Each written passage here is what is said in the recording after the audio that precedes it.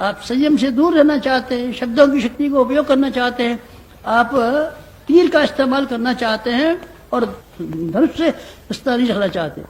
धनुष होता है, आप समझते नहीं है, भीलों के पास जो होता है धनुष, ताकत उसमें होती है, तीर में नहीं होती। धनुष जितना ज्यादा पीछे हटाया जा सकता हुआ, धनुष में जितनी ज्यादा कड़क होगी उस हिसाब से तीर चलेगा, ताकत उस हिसाब से होगी।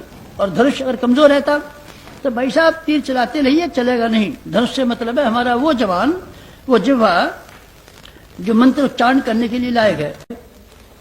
ये क्या मैं कह रहा था, मंत्र की महत्ता नहीं बता रहा हूं भाई साहब, मैं वाणी की महत्ता बता रहा हूं। आप सुनते क्यों नहीं है? मंत्र बताइए, सब मंत्र बेकार है, किसी मंत्र में कुछ नहीं। और चामुंडा बिच्ची में है कुछ, चामुंडा बिच्ची में कुछ नहीं। चामुंडा बिच्ची में कुछ है, ह्रीं श्रीं क्लीं चामुंडा बिच्ची, बेटे कुछ नहीं है इसमें। नहीं बड़ी शक्ति है बेटे, कुछ से शक्ति नहीं है।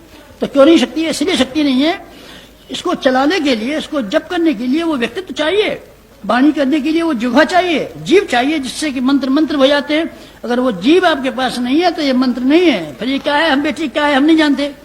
आप कहेंगे कि बकवास है, बकवास भी आप कह सकते हैं, आप चाहें जो कह सकते हैं। और जीव में शक्ति नहीं है तो ताकत कहां से आती है? ताकत भाई साहब वहीं से आती है जहां मैं आपसे निवेदन कर रहा था, आपको संयम करना सीखिए। आध्यात्मिक जीवन में चलना चाहते हैं तब, और सांसारिक जीवन में चलना चाहते हैं तब।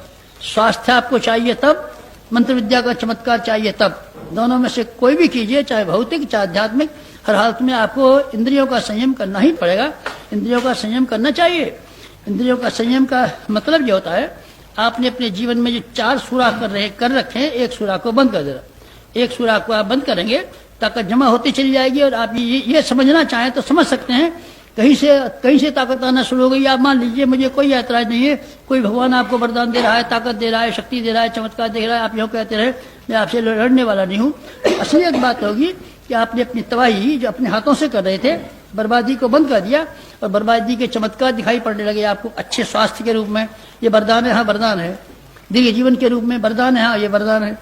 वाणी की शक्ति के रूप में ये वरदान है, हाँ वरदान है। वाणी में प्रभाव पैदा होने की ताकत, ये भी वरदान है, हाँ ये भी वरदान है। कहां से आ गई? ये संयम के देवता के उपहार में दिए। तो ये असंयम अगर आप पालन न कर सकेंगे, संयम आप पालन न कर सकेंगे, तब फिर मुश्किल है।